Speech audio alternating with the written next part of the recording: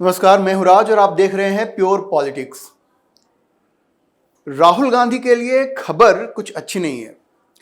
जिस इंडी गठबंधन के भरोसे वो प्रधानमंत्री बनने का सपना देख रहे हैं, वो धीरे धीरे बिखरना शुरू हो चुका है।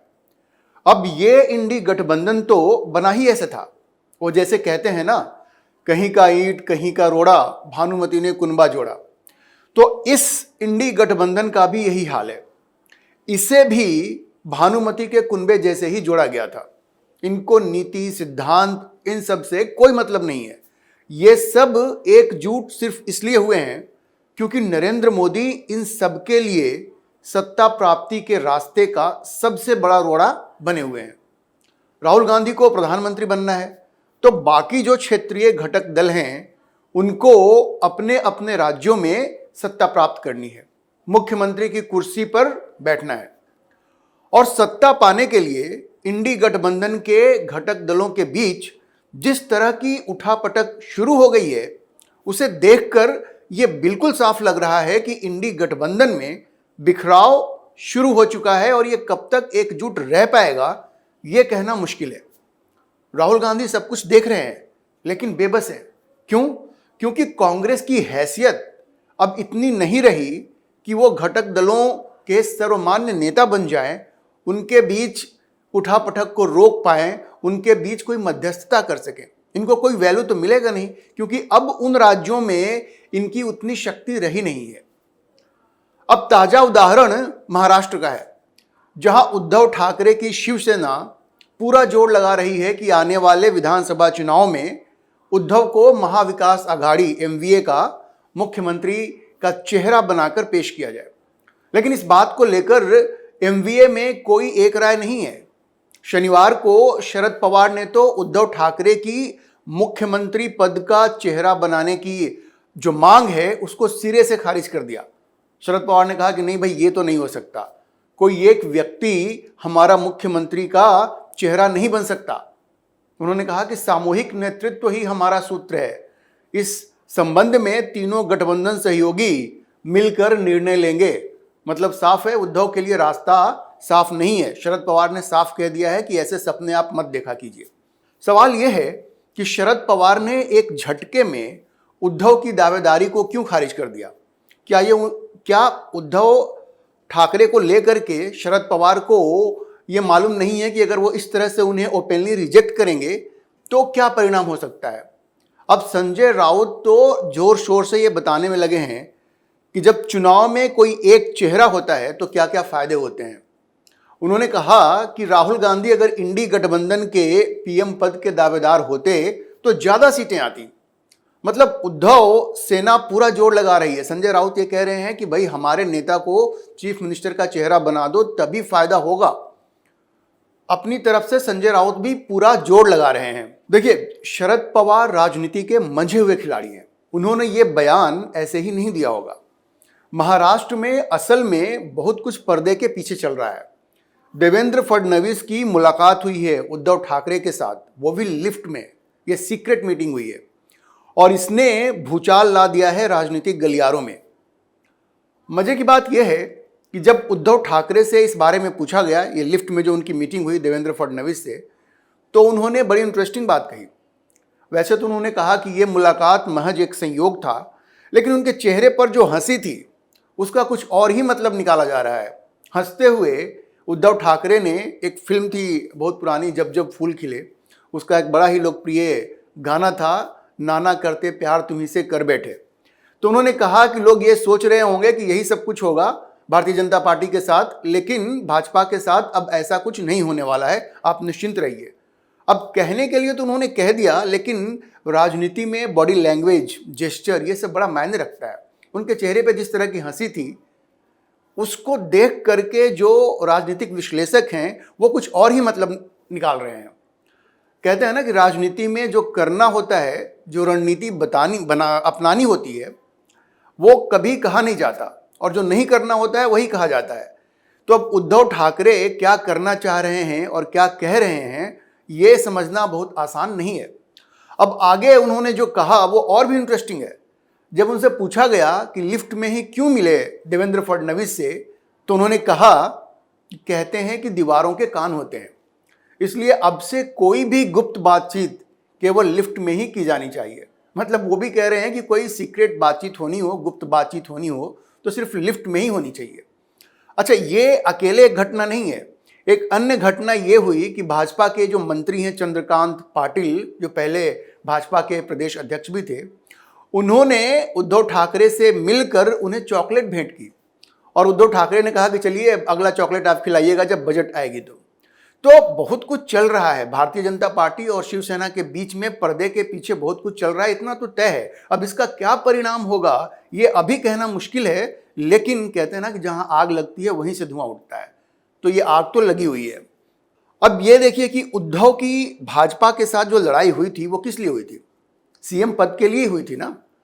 अब अगर एमवीए महाविकास आघाड़ी उन्हें मुख्यमंत्री बनाने का आश्वासन नहीं देती है तो इस बात से इनकार नहीं किया जा सकता कि जैसे नीतीश कुमार ने बिहार में पलटी मार ली और एनडीए में चले गए, उसी तरह से उद्धव ठाकरे भी वापस चले जाएं। अब अगर उनको मुख्यमंत्री नहीं बनाना होगा तो इतने बड़े गठबंधन में रह के वो क्या करेंगे? वैसे भी उनको लग रहा है कि गठबंधन इतना बड़ा हो गया है कि उनको जितनी सीटें मिलनी चाहिए वो नहीं मिल पा रही हैं, चाहे लोकसभा में या विधानसभा में, और जो घटक दल हैं उनका पूरा सहयोग भी उनको चुनाव में नहीं मिल रहा है। ये उद्धव ठाकरे की शिकायत रही है।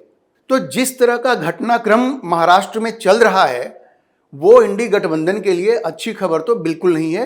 वहां कुछ भी हो सकता है कि शरद पवार को इस संबंध में कोई पुख्ता जानकारी मिली हो और इसीलिए उन्होंने साफ साफ उद्धव को चेहरा बनाकर पेश करने से मना कर दिया हो।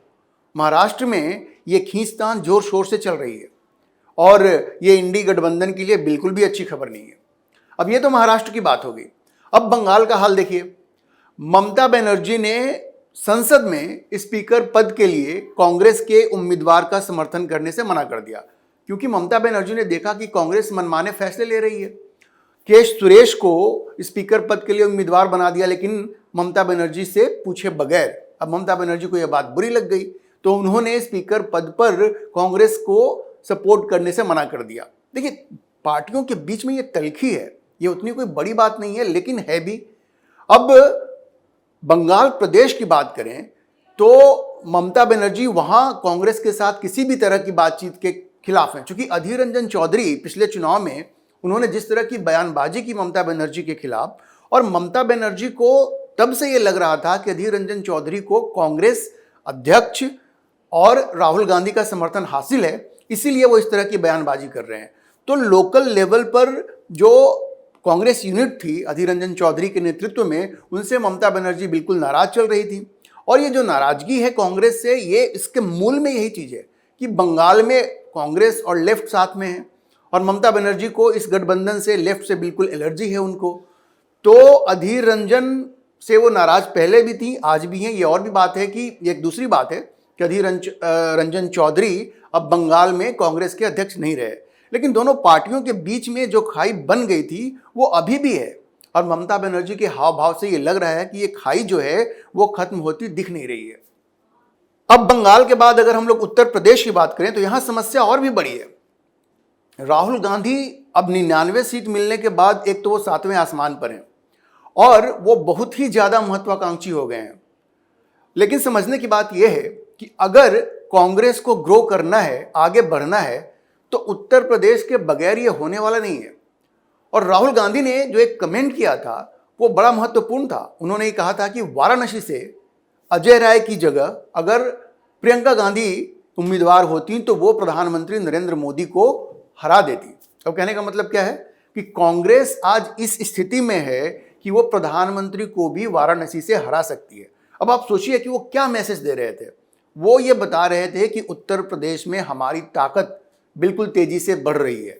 अब ये एक ऐसी चीज है जो अखिलेश यादव इससे बहुत ज्यादा खुश नहीं होंगे, क्योंकि कांग्रेस की जो महत्वाकांक्षा है वो अखिलेश के रास्ते को मुश्किल बना सकती है। भाई, अखिलेश यादव की भी अपनी राजनीतिक महत्वाकांक्षा है, वो वहां पे मुख्यमंत्री बनना चाहते हैं। अगर कांग्रेस मजबूत होगी तो किसकी कीमत पर मजबूत होगी?